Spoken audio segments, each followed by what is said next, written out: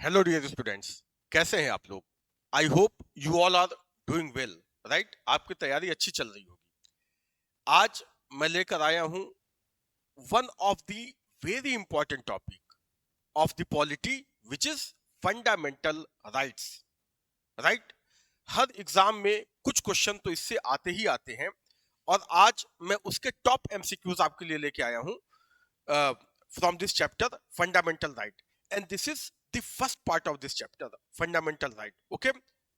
तो शुरू करते हैं। फर्स्ट क्वेश्चन आपके स्क्रीन पे ये है, which one of the following factors constitutes the best safeguard of liberty in liberal democracy, right।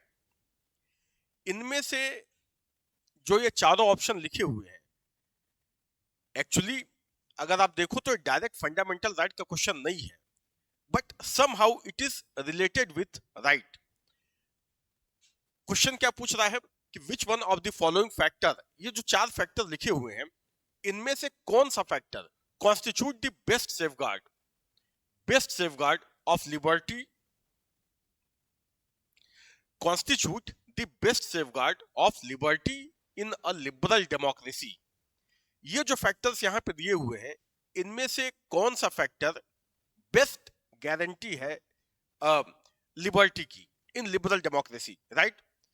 क्या इनमें से हमारी लिबर्टी को सबसे अधिक एश्योर करता है। देखते हैं। फर्स्ट है कमिटेड जुडिशरी। ये तो कभी भी लिबर्टी को एश्योर कर ही नहीं सकता है। कमिटेड जुडिशरी, ये कॉन्सेप्ट इंदिरा गांधी के समय में आया था। वो कहा करती थी कि not only bureaucracy but judiciary should also be committed toward the government. केवल ब्यूरोक्रेसी ही कमिटेड नहीं होनी चाहिए, वो कमिटेड ब्यूरोक्रेसी की बात करती थी, साथ में उन्होंने कमिटेड जुडिशरी की भी बात की थी। इसका क्या मतलब है, जुडिशरी गवर्नमेंट के प्रोग्राम्स पॉलिसीज की तरफ कमिटेड होनी चाहिए, राइट। यानी और मैं इसे सिंप्लीफाई करके बताऊं तो जुडिशरी के डिसीजन गवर्नमेंट के प्रोग्राम पॉलिसीज के अगेंस्ट नहीं आने चाहिए।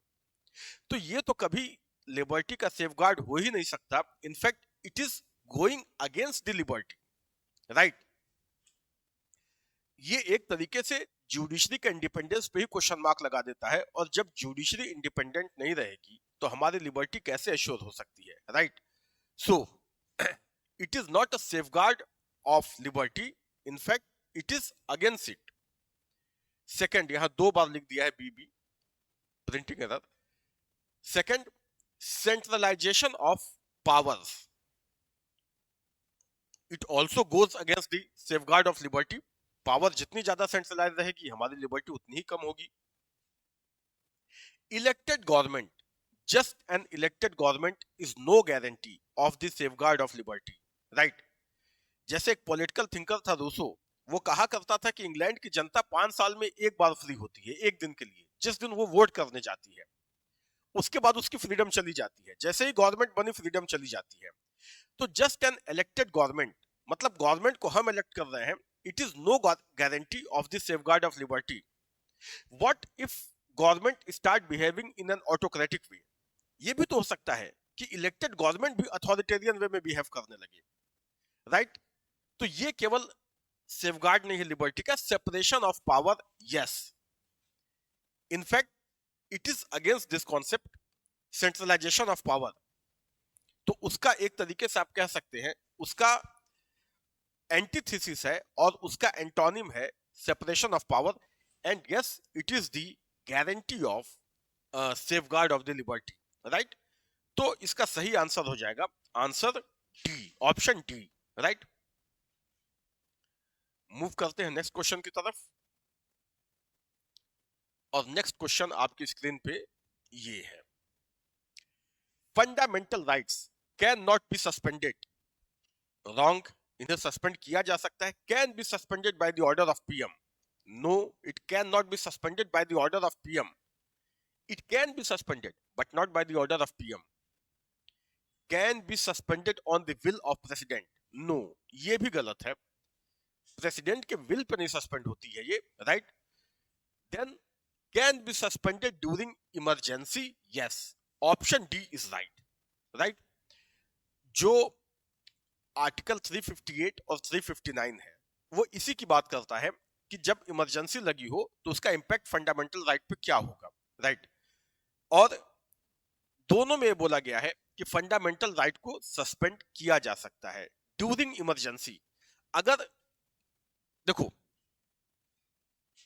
करते तो प्रेसिडेंट ही है, बट यहां अगर विल ऑफ प्रेसिडेंट को मान लिया जाए तो इसका मतलब कि प्रेसिडेंट कभी भी कर सकते हैं जब उनकी इच्छा हो। नो, प्रेसिडेंट फंडामेंटल राइट को तभी सस्पेंड कर सकते हैं जब इमरजेंसी लगी हो, राइट। और यहां पर भी जैसे ही नेशनल इमरजेंसी लगेगी, आर्टिकल 19 के जो 6 फ्रीडम है वो अपने आप सस्पेंड मान लिए जाएंगे। आर्टिकल 359 ये कहता है कि उससे अलग, अपार्ट फ्रॉम आर्टिकल 19, अगर किसी और फंडामेंटल राइट को सस्पेंड करना है तो वो प्रेसिडेंट को अलग से मेंशन करना पड़ेगा। ये पावर उनको दी गई है आर्टिकल 359 में, right. So option D is correct, can be suspended during emergency. Now let's move to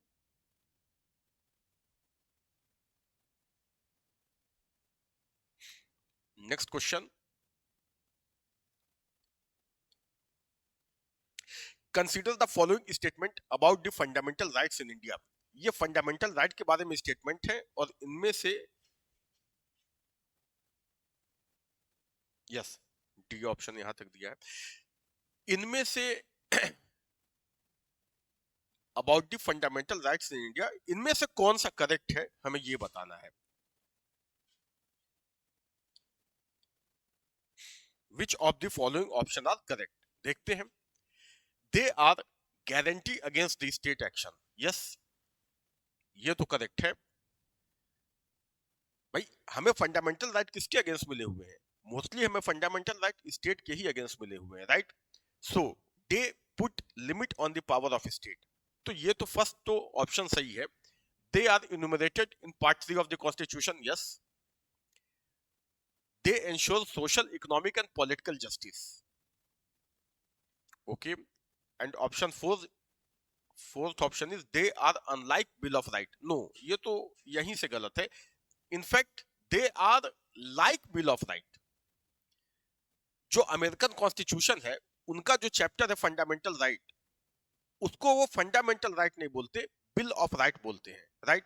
और हमारा जो पार्ट 3 है फंडामेंटल राइट का chapter, in fact it is inspired from the bill of right of USA, so it is like bill of right.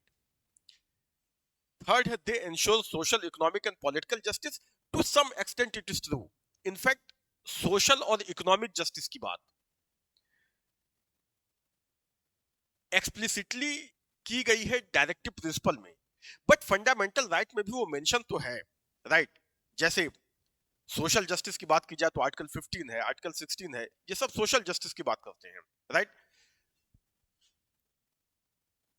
To some extent economic justice, yes, explicitly ये mention है DPSP में, but fundamental right में भी इनको mention किया गया है। सो ये तीनों ही ऑप्शन सही है। अब देखते हैं ये option, yes, option C, option C is the right answer. 1, 2 and 3 are correct, okay. Now let's move to next question.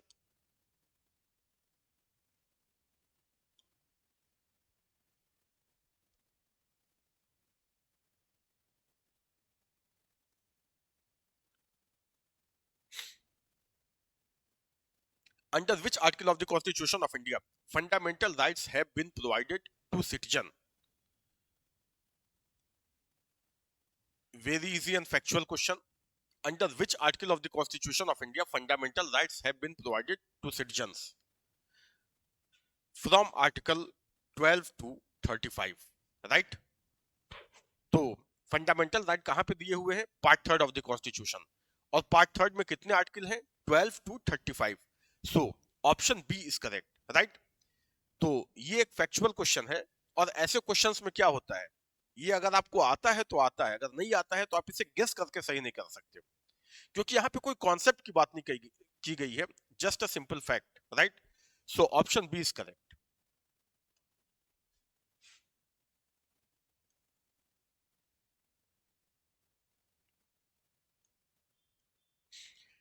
The main object of Article 13 Okay, Article 13 of the Indian Constitution is to secure the paramountcy of the Constitution regarding, yes, regarding fundamental right, is to secure paramountcy of the Constitution regarding first है directive principle of state policy, option B fundamental right, C fundamental duties, D all the above. No, option B is correct, fundamental right. Article 13 क्या बोलता है? State can not make any law, by law, rule, regulation, order, ordinance which can bypass part third of the constitution, that is fundamental right. right. तो parliament ऐसा कोई law नहीं बनाएगी जो fundamental right को बाईपास करे, राइट और अगर ऐसा कोई लॉ बनता है तो वो उस एक्सटेंट तक नलिफाई हो जाएगा जिस एक्सटेंट तक वो फंडामेंटल राइट के साथ क्लैश कर रहा है, right. So Article 13 secures the paramountcy of the Constitution regarding fundamental right. Okay. Now, next question. In the Indian Constitution, the right to equality is guaranteed by 5 articles. They are, again, very factual question. Right to equality fundamental right में कहां से कहां तक दिया है? मतलब इनमें से किस स्लैब में, किस आर्टिकल में राइट टू इक्वलिटी आएगा, right. So right to equality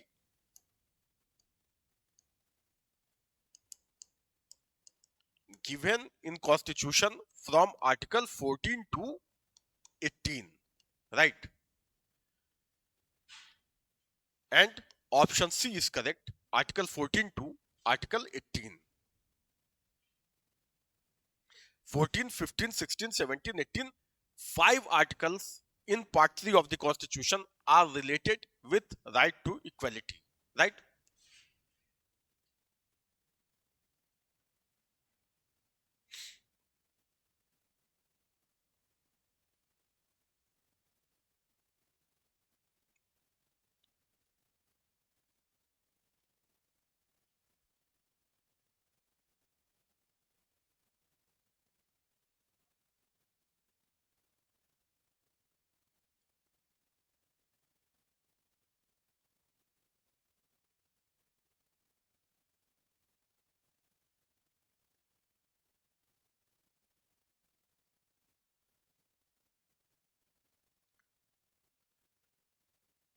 Now, what is the question? The right to equality is given by, again, मैंने एक साथ आपको बता ही दिया कि article 14 to article 18 it deals with right to equality. अब यहां वही क्वेश्चन पूछ रहा है कि right to equality is given by article 13 no, 15 yes, 14 yes. यहां नंबरिंग गलत है, 1 2 3 4 होना चाहिए, ये टाइपिंग एरर, 1 3 2 4 दिया है. खैर कोई इशू नहीं है. Article 15, 14 and 16, these 3 articles are related with right to equality. Use the code given below. So second, third and fourth, yes.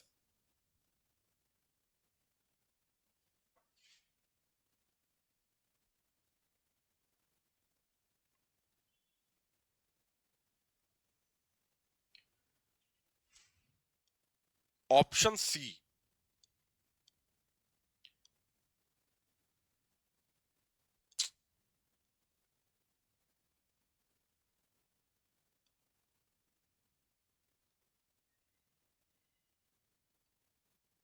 Option C 2, 3 and 4. This is the right answer. Okay. Now let's move to next question.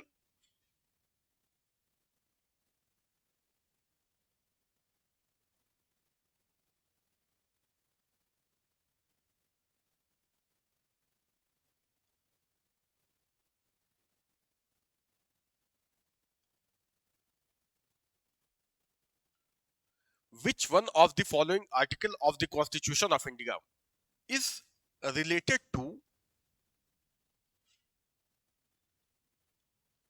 Equality before law? Equality before law की बात कौन करता है?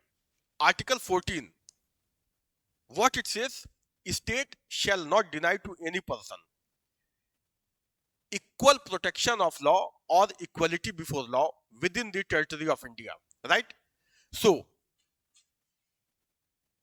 कौन सा article related है equality before law से? Article 14, right? उसकी लैंग्वेज यही है, state shall not deny to any person equality before law और equal protection of law, right? तो इक्वलिटी बिफोर लॉ ये जो कॉन्सेप्ट है, it is inspired from, it has British origin. It is inspired from Britain, right? Equality before law. It means what? Everyone is equal in the eyes of law. और equality before law का concept कहां से आया? ये आया dicey के जो rule of law का कॉन्सेप्ट है उससे, right? So article 14 is the right answer.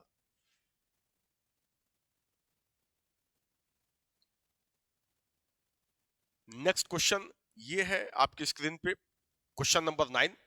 Which of the following article of the Indian Constitution guarantees equality of opportunity, right, to all citizens of India in matter relating to public employment? Okay, public employment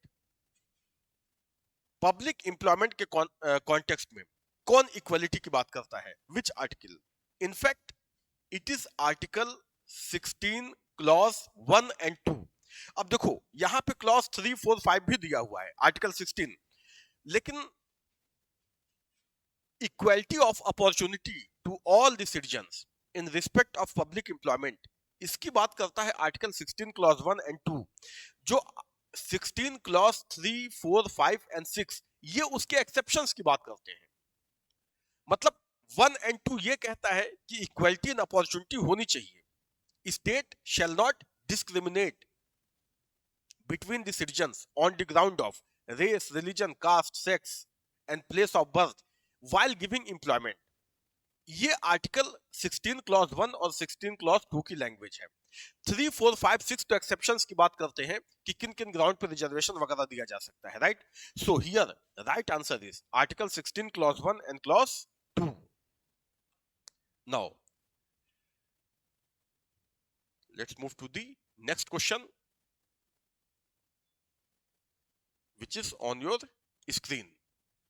Which one of the following is not included in the fundamental right to equality as enshrined in the Indian Constitution? Not included in the fundamental right to equality as enshrined in the Indian Constitution. इसमें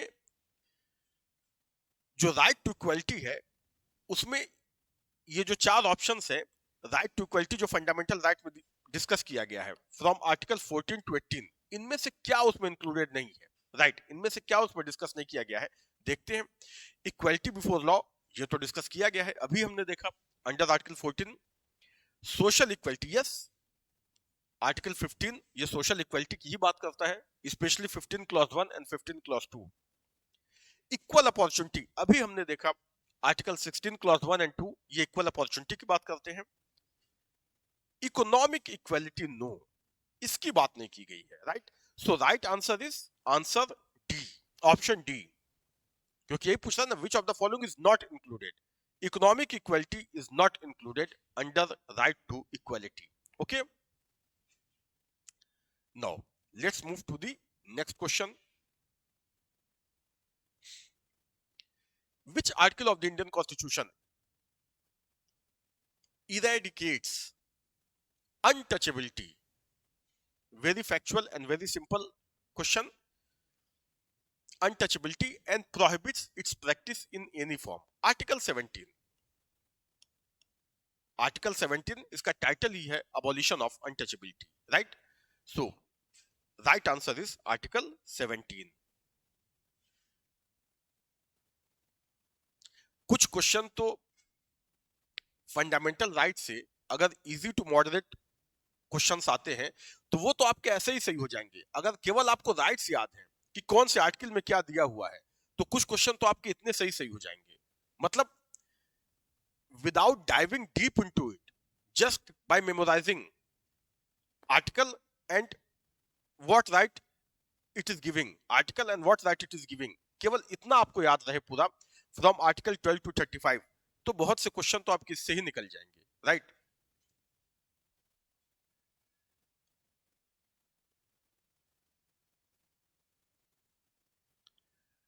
next question is question 12, in which of the following article Indian constitution, in which of the following article of the Indian constitution the abolition of untouchability has been guaranteed, ये repetition है, अभी तो हमने इसे discuss किया, article 17 option D, right.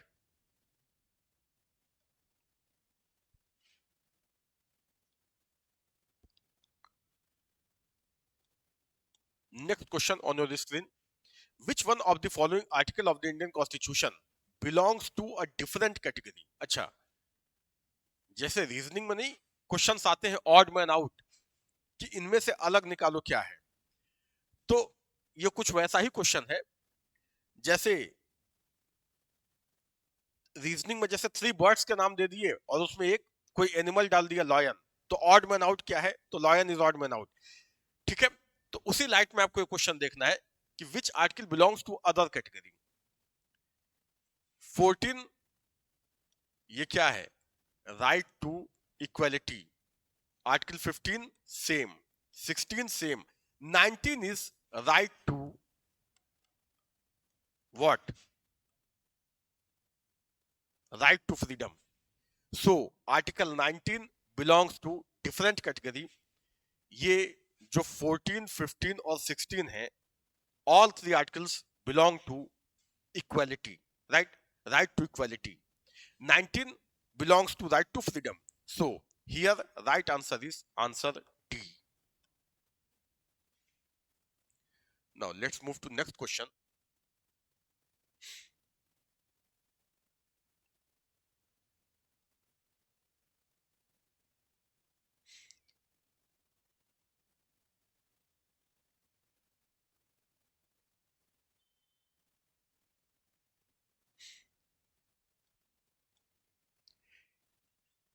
In the Indian Constitution, the right to freedom is granted. Right to freedom की बात हो रही है यहाँ पे, right to freedom is granted by 4 articles, which are, okay, very simple question. पहला option ही सही है, 19 to 22.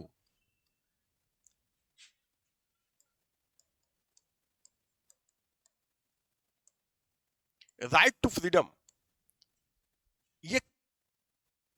ये किस आर्टिकल से लेके किस आर्टिकल तक है, right to freedom from article 19 to article 22, right. Okay भाई, हमारा कॉन्स्टिट्यूशन हमें 6 तरीके के राइट्स देता है, right to equality, right to freedom, right against the exploitation, right to freedom of religion and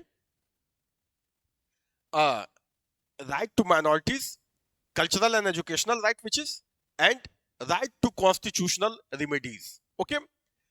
और right to freedom कहां से लेके कहां तक है, from which article to which article, from article 19 to article 22, so option A is correct.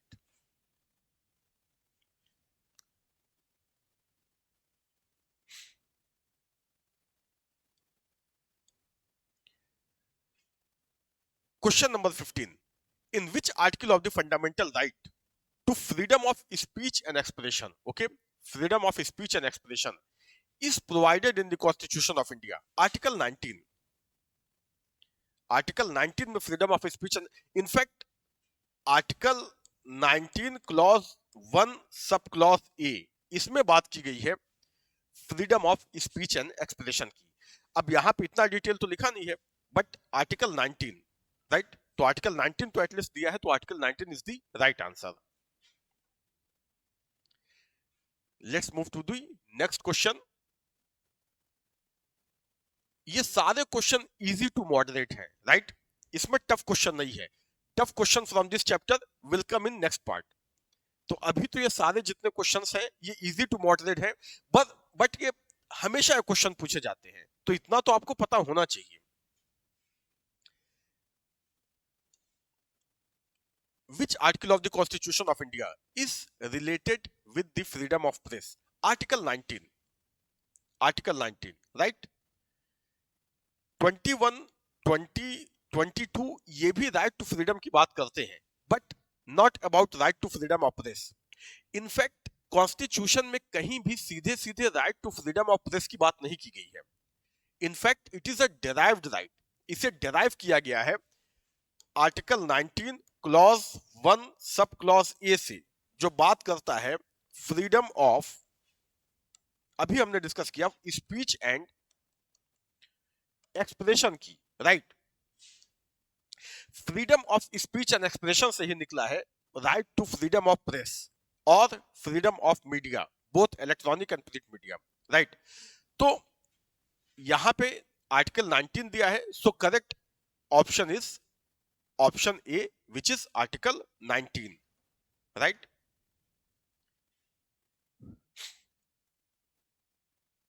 Indian constitution does not give right to freedom of press, but it is, देखो जो बात मैंने अभी डिस्कस की, सेम नेक्स्ट क्वेश्चन में लिखा है Indian constitution does not give right to freedom of press. Yes, explicitly कहीं right to freedom of press की बात नहीं की गई है, but it is included in, yes, ये मैं पहले ही एक्सप्लेन कर चुका, article 19 clause 1 sub clause A, yes, A is the right answer, right.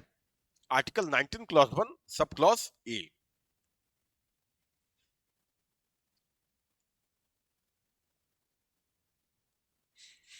Freedom of newspaper in India, again same, freedom of newspaper, freedom of press, both are same thing, right. मैंने कहा ना, कोई भी media हो, print media हो, electronic media हो, ये सबकी बात करता है, it is a derived right. In fact speech and expression, जो freedom of speech and expression है, उसी से कोर्ट ने इसे डिराइव किया है कि freedom of press is also included in it, right. क्योंकि स्पीच और एक्सप्रेशन की जो फ्रीडम है, केवल खुद को एक्सप्रेस करना ही फ्रीडम नहीं है, और की व्यूज को भी एक्सप्रेस करना। और न्यूज़पेपर में जो जर्नलिस्ट होता है, वो सिर्फ अपनी बात थोड़ी लिखता है, वो औरों की व्यूज को लिखता है। तो freedom of press is inherent in speech and expression, right. और ये किसमें दिया हुआ है, अभी हमने डिस्कस किया, provided in article 19 clause 1 sub clause A, right.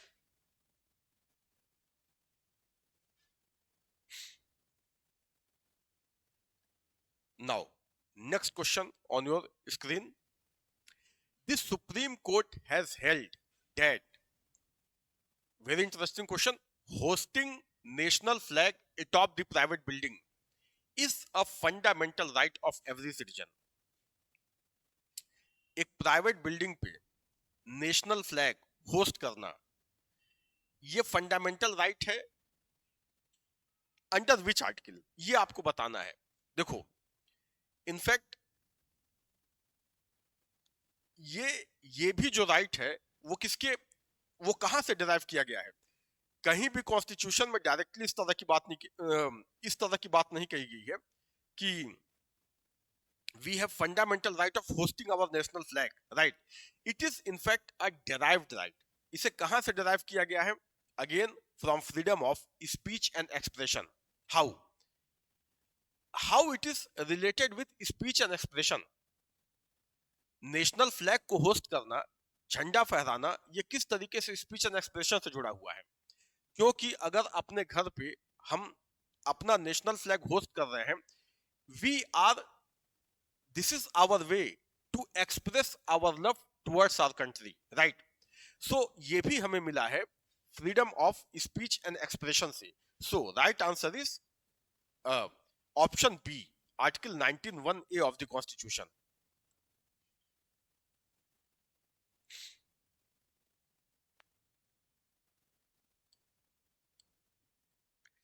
Which article of the Constitution of Indian Republic related to the protection of life and personal liberty? बिल्कुल डायरेक्ट क्वेश्चन है ये। आर्टिकल 21, आर्टिकल 21 बात ही यही करता है लाइफ एंड पर्सनल लिबर्टी की, okay, right to life and personal liberty. So right answer is option B, article 21। In which article of the Indian Constitution doctrine of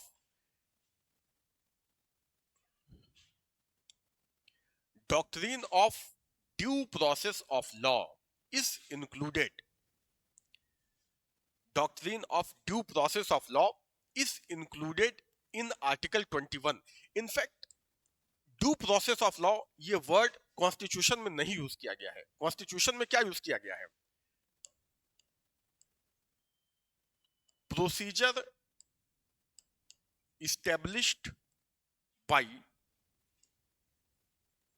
law, right? But judiciary ने Maneka Gandhi case में इस तरीके से इसे interpret किया कि क्या बोला, प्रोसीजर इस्टेब्लिश बाय लॉ में ड्यू प्रोसेस ऑफ लॉ शामिल है, right? So it comes from the judicial interpretation, okay? And here the right answer is, यहां भी टाइपिंग एरर है, ये बी होना चाहिए, okay?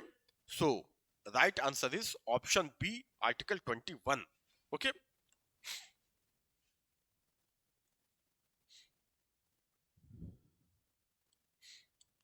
Next question is, which article of the Indian Constitution protect persons' right to travel abroad? It is Article 21. Same case,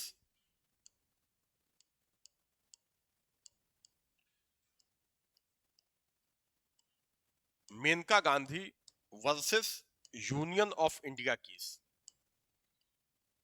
इस case में supreme court ने क्या बोला कि every citizen has right to travel abroad and came back to India, came back to motherland under Article 21. ये विदेश जाने का अधिकार और वापस अपने देश में आने का अधिकार, ये राइट टू लिबर्टी का ही इनहेरेंट पार्ट है, राइट? सो मेनका, बोलते मेनका है, लिखते मानेका है, आपको बुक में भी ऐसे लिखा हुआ मिलेगा, ओके? सो इसी केस में सुप्रीम कोर्ट ने ये राइट टू ट्रेवल अब्रॉड की बात की, ठीक है? और under which article? Under article 21, okay? So right answer is option B.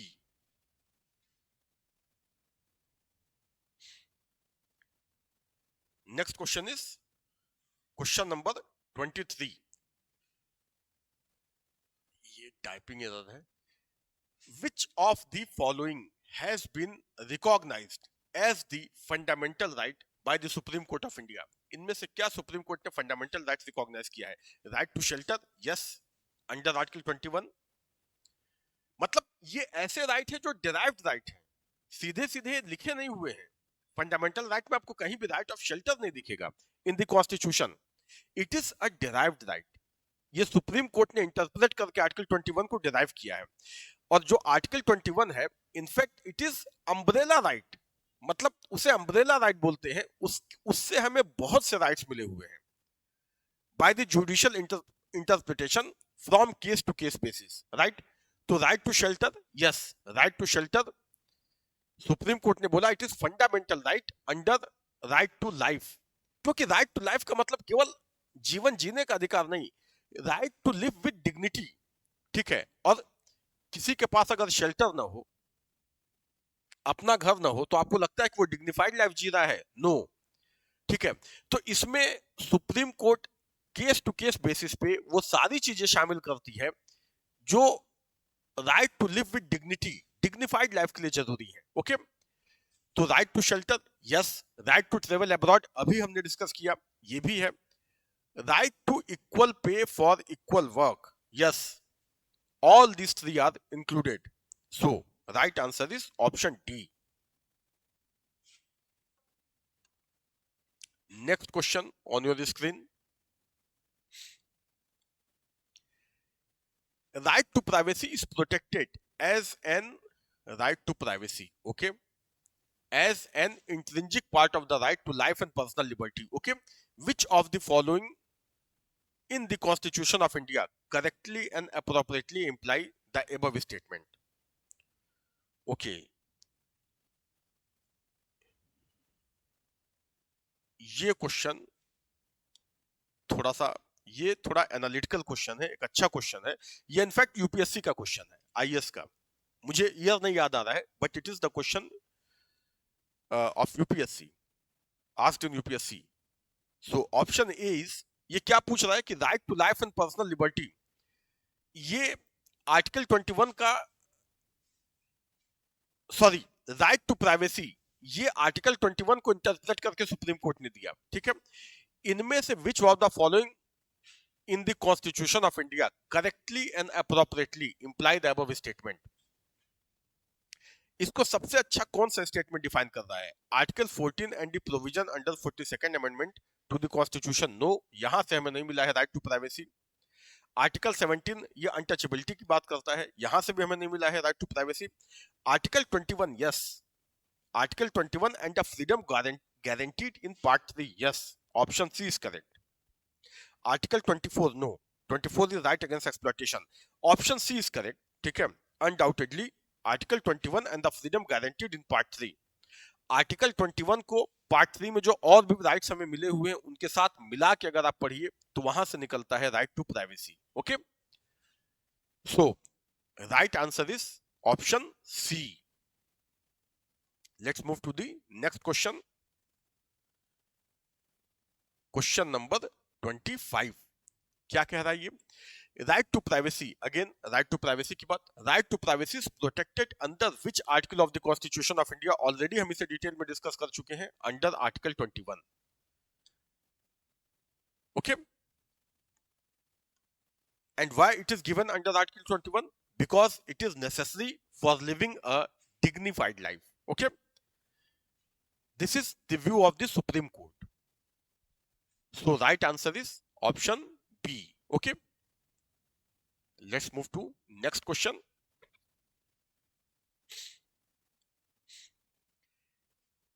Which article of the Constitution of India safeguards one's right to marry? Safeguards one's right to marry the person of one's choice. जिसे पसंद करते हो उससे शादी कर सके, right? Is it fundamental right? Actually constitution में ऐसी बात कहीं नहीं लिखी हुई है, but it is a derived fundamental right, again derived from article 21। ये भी सुप्रीम कोर्ट ने एक केस में इंटरप्रेट किया आर्टिकल 21 को और बोला कि right to marry from the right to marry to the person of one's choice is a fundamental right derived from Article 21. क्यों? Because it is also necessary for living a dignified life. Okay? और ये कहां से निकला है? Article 21। जैसा कि मैंने आपको बताया, article 21 is an umbrella right. इसके अंदर बहुत से राइट छुपे हुए हैं जो सुप्रीम कोर्ट इसको इंटरप्रेट कर करके आज तक इससे हमें बहुत से राइट मिल चुके हैं और होपफुली आगे भी मिलते रहेंगे। अभी तो रिसेंट सुप्रीम कोर्ट का जजमेंट आया था कि right to pollution free air and water, this is the fundamental right under article 21। Okay, now let's move to next question. Right to education, okay, right to education,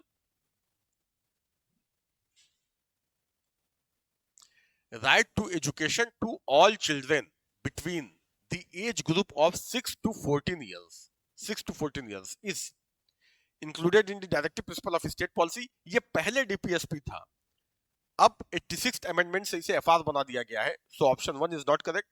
a fundamental right, yes, it is now a fundamental right।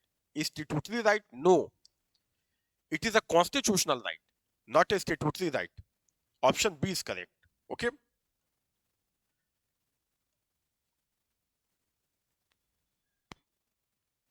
so that's all for today। ये जितने भी question थे ये easy to moderate थे, एक दो question को छोड़ के। तो मैंने 27 क्वेश्चंस पिक किए थे। These questions are repeatedly asked in different examination, especially the civil services examination, right? तो ये क्वेश्चन रिपीट होने के चांसेस बहुत ज्यादा है and these are basic question. इनका toughness level easy to moderate था, राइट? एक दो क्वेश्चन को छोड़ दिया जाए तो आपका स्कोर इसमें कितना है वो आप मुझे बता सकते हैं। और अगर इसमें आपका स्कोर 23-24 प्लस है, क्योंकि 2-3 तो ह्यूमन एरर भी हो जाते हैं। इट मींस आपका बेसिक कॉन्सेप्ट क्लियर है। और नेक्स्ट पार्ट, जब मैं इसका पार्ट सेकंड लेके आऊंगा एमसीक्यूज का फंडामेंटल राइट से रिलेटेड, तो उसमें हम थोड़े से हाई लेवल के क्वेश्चन भी डिस्कस करेंगे। Okay, so till then, good bye.